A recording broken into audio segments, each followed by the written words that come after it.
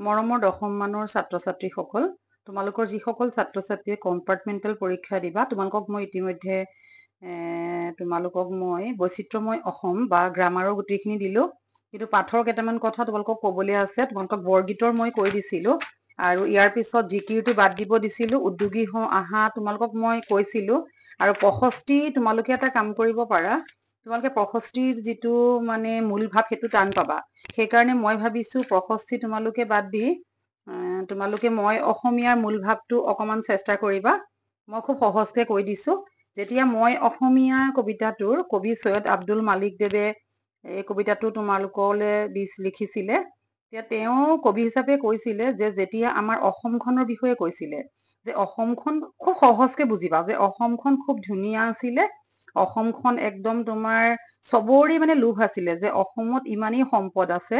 গতিকে সেই অসমখনৰ কাৰণে যেতিয়া আমাৰ ইয়াত আহোম আছিলে, তেতিয়া তাৰমানে আহোমে 600 বছৰ ৰাজত্ব কৰিছিলে অসমত।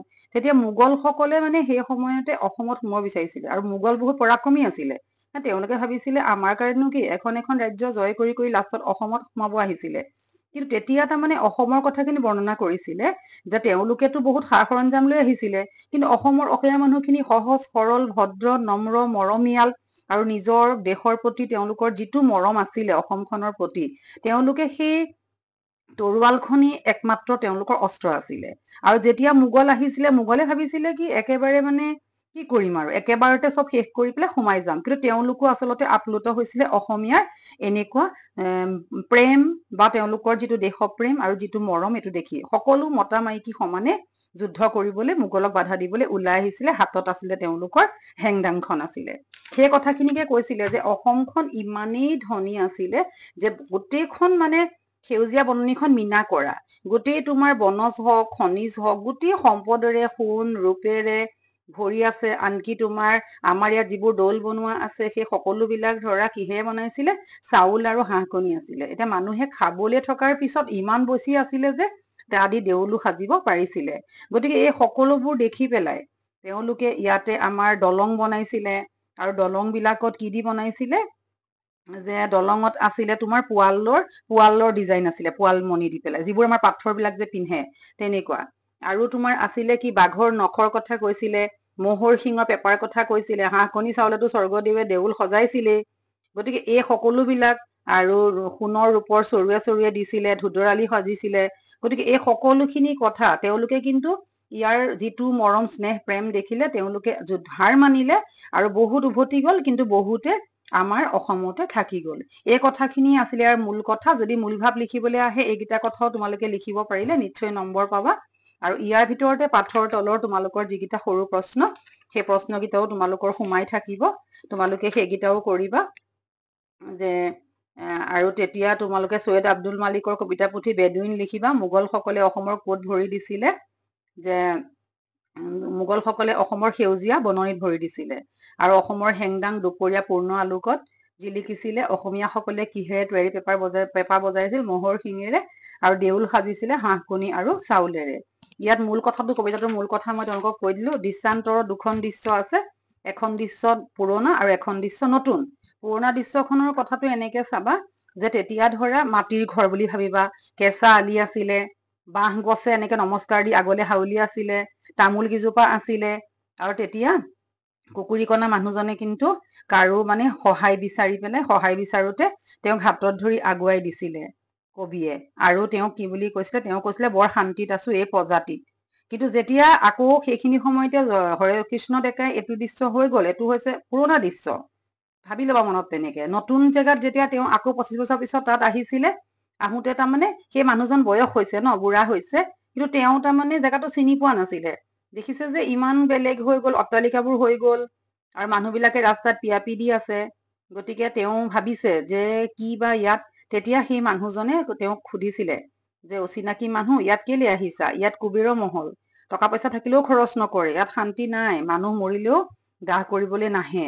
গতিকে মই ইয়াত অশান্তিত আছো, গতিকে ইয়াত আৰু আপুনি থাকিব নালাগে। এইখিনি দুটা দৃশ্যৰ কথা কৈছে, এটা শেষ হওঁতে আনটো, এটা পুৰণা 25 বছৰ আগৰ আৰু এটা বৰ্তমান আধুনিকৰ কথা কৈছে। এইখিনি কথাকে তোমালোকে বুজিব চেষ্টা কৰিবা। আৰু কিমান বছৰ আগত লগ পাইছিলে মানুহজনক, 25 বছৰ আগত কিয় ঘৰ বিচাৰি পোৱা নাছিলে, কুকুৰীকণা আছিলে। আৰু মানুহজনৰ পদূলি মুখ নিজৰ ঘৰৰ পদূলি ক'ত বিচাৰিছিলে? তেওঁ বিচাৰিছিলে নিজৰ ঘৰৰ পদূলি বিচাৰিছিলে তোমাৰ নঙলামুখত। আৰু মানুহজনৰ ঘৰ দাঁতিত কিহে নমস্কাৰ কৰিছিলে? আগলি বাঁহে। আৰু কবিয়ে কোন সময়ত মানুহজনক লগ পাইছিলে? কোন সময়ত? গধূলি সময়ত। এইখিনি কথাকে তোমালোকৰ বাৰে বাৰে আহিব, লিখিবা। আৰু তাৰপিছত তোমালোকৰ ভাৰতীয় সংস্কৃতি কেইটামান খুব সুন্দৰ প্ৰশ্ন আছে। সাহিত্য আৰু সংস্কৃতিটো মই কমন দিলো। ফ্ৰম ভলগা টু ভলগা কাৰ? পণ্ডিত ৰাহুল সংকৃতায়নৰ। তাৰপিছতে আৰু সৰু প্ৰশ্ন বহুত মোৰ দি থোৱা আছে। অজন্তাৰ ছবিবোৰত প্ৰকাশ পোৱা দুটা ভাৱবস্তু আহিব, সেইটো লিখিবা। সেইটো মই তোমালোকক একেবাৰে আকৌ এবাৰ কৈ দিছো, সেইটো তোমালোকে চাবা যে আমাৰ ইয়াতে খুব সুন্দৰকে দিয়া আছে। আৰু তোমালোকৰ কোনটো প্ৰশ্ন আহিব মই কৈ দিছো। আৰু তোমালোকৰ আহিব সভ্যতা আৰু সংস্কৃতি, আৰু আহিব উত্তৰ ভাৰতীয় ভাস্কৰ্যৰ বিষয়ে বা অজন্তাৰ গুহাৰ শিল্পকলা। এই 4টা প্ৰশ্ন দিলো। তাৰপিছতে তোমালোকে পাছ কৰি যাব লাগে। আৰু সেইটোৱে চাহ উদ্যোগৰ কৰ্মীসকল কোন? তেওঁলোক ক'ৰ পৰা আহিছিলে? সেইটো প্ৰশ্ন দিলো। পুৰণি অসমৰ সাহিত্যৰ সমলবোৰ দিলো। এই 2টা প্ৰশ্ন মই তোমালোকক কমন দিলো। ইণ্টাৰনেটৰ তিতা মিঠা, ইণ্টাৰনেটৰ পৰা আমাৰ কিছুমান ভাল হয়, কিছুমান বেয়া হয়। সেইকেইটা কথা তোমালোকে লিখিবা, ভাল দিশ আৰু বেয়া দিশ। আৰু অৰুণিমা সিনহাও খুব সহজ প্ৰশ্ন, যে অৰুণিমা চিকিৎসালয়ৰ পৰা আহি কাক লগ ধৰিছিলে? তেওঁ কেনেকুৱা সংকল্প আছিল? আৰু তেওঁ কেনেকে সপোন পূৰ কৰিবৰ কাৰণে বাচন্তি পালে কেনেদৰে সহায় কৰিছিলে? সেইটো প্ৰশ্ন। আৰু অৰণ্য যাত্ৰাৰ পল আৰু পাহি, তেওঁলোকে যে ফুৰিব গৈ কি কি কৰিছিলে সেইখিনি কথা লিখিবা। প্ৰকৃতিৰ কোনবোৰ নিয়মে পাহিক আকৃষ্ট কৰে সেইটো। আৰু পাৰস্যত এভুমুখীটো অকমান টান পাবা, সেইটো নালাগে, মই ভাবিছো সেইটো বাদ দিবা। আৰু কানাই চাতুৰি আমাৰ কৃষ্ণৰ কথা সুধিছে, কানাই চাতুৰি তোমালোকে কৰিবা।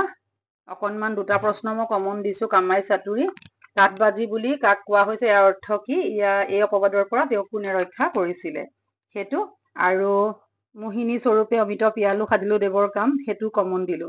সেইটো আমাৰ মাকৰ কি কি গুণৰ কথা কবলৈ শিশু কৃষ্ণৰ লাজ লাগে, কথাখিনি লিখা, সেইটো দিলো। আৰু ধৰ যায় ধৰ জাৰু ধৰ ভাই, এইটোও তোমালোকৰ মূল কথা আহিলে। 2টা মই কৈয়ে দিছো নহয়। মই অসমীয়াটো কৈছো, অসমৰ কথা লিখিবা। আৰু আনটো তোমালোকক মই কৈছো দিশান্তৰ, আৰু এটা ধৰ জাৰু ধৰ ভাই।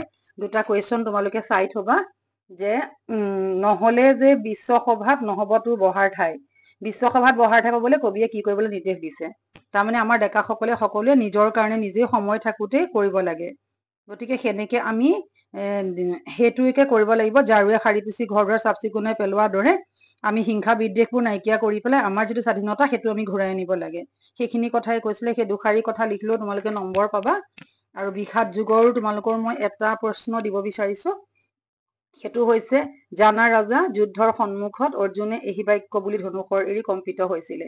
এইদৰে কোনে কাক কৈছে? অৰ্জুনে কি বাক্য কৈ ৰথৰ ওপৰত বহি পৰিলে? তোমাৰ কথাৰে লিখা। এইটো কমন দিছো, মোৰ কৰি থোৱা আছে। অৰ্জুনে শ্ৰীকৃষ্ণ উভয় সেনাৰ মাজত ৰথ ৰাখিবলৈ কিয় কৈছিলে? এইটো এটা প্ৰশ্ন। এই 2টা তোমালোকক মই একদম কৰি থোৱা আছে, চাই ল'বা, মই দি দিলো।